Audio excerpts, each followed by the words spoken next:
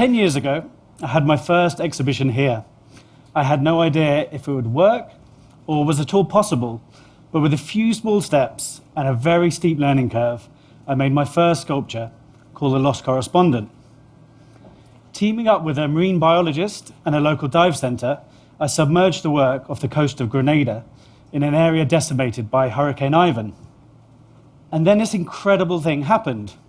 It transformed. One sculpture became two. Two quickly became 26.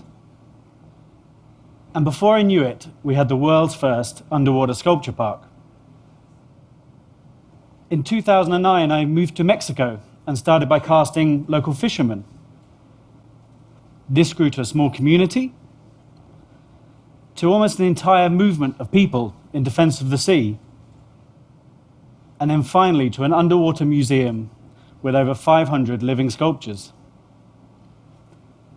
Gardening, it seems, is not just for greenhouses.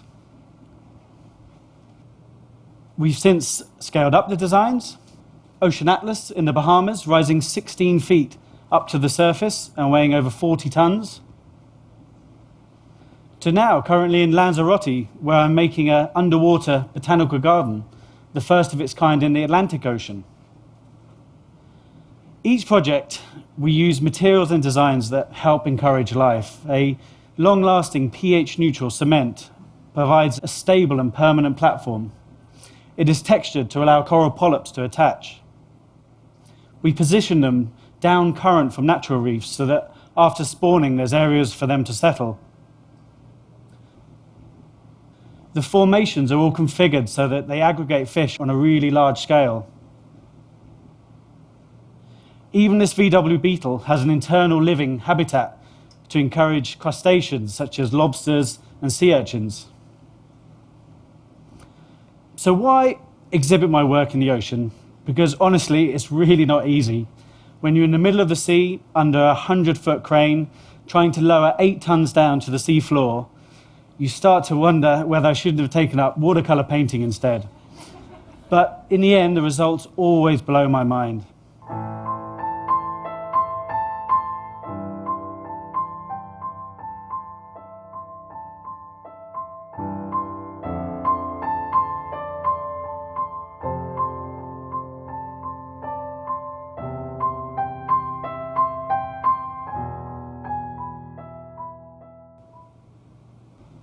The ocean is the most incredible exhibition space an artist could ever wish for.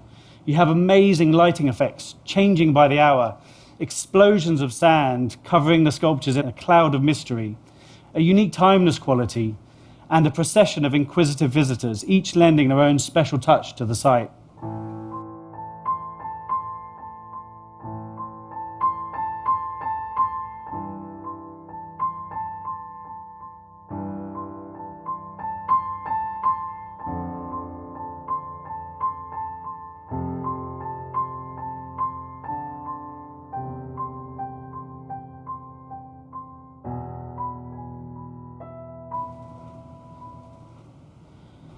But over the years, I've realized that the greatest thing about what we do, the really humbling thing about the work, is that as soon as we submerge the sculptures, they're not ours anymore, because as soon as we sink them, the sculptures, they belong to the sea.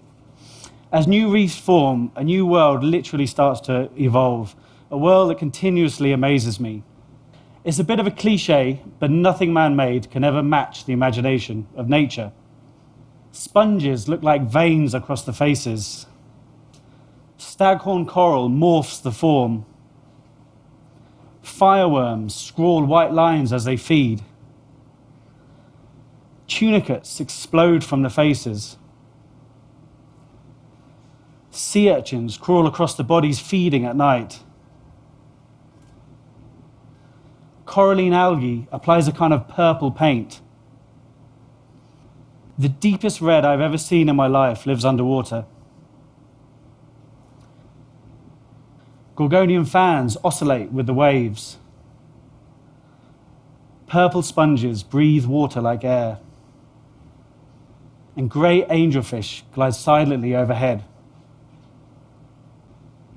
And the amazing response we've had to these works tells me that we managed to plug into something really primal, because it seems that these images translate across the world, and that's made me focus on my responsibility as an artist and about what I'm trying to achieve. I'm standing here today on this boat in the middle of the ocean, and this couldn't be a better place to talk about the really, really important effect of my work. Because as we all know, our reefs are dying and our oceans are in trouble. So here's the thing. The most used, searched, and shared image of all my work thus far is this. And I think this is for a reason, or at least I hope it is. What I really hope is that people are beginning to understand that when we think of the environment and the destruction of nature, that we need to start thinking about our oceans too. Since building these sites, we've seen some phenomenal and unexpected results. Besides creating over 800 square meters of new habitats and living reef, visitors to the marine park in Cancun now divide half their time between the museum and the natural reefs, providing significant rest for natural, overstressed areas.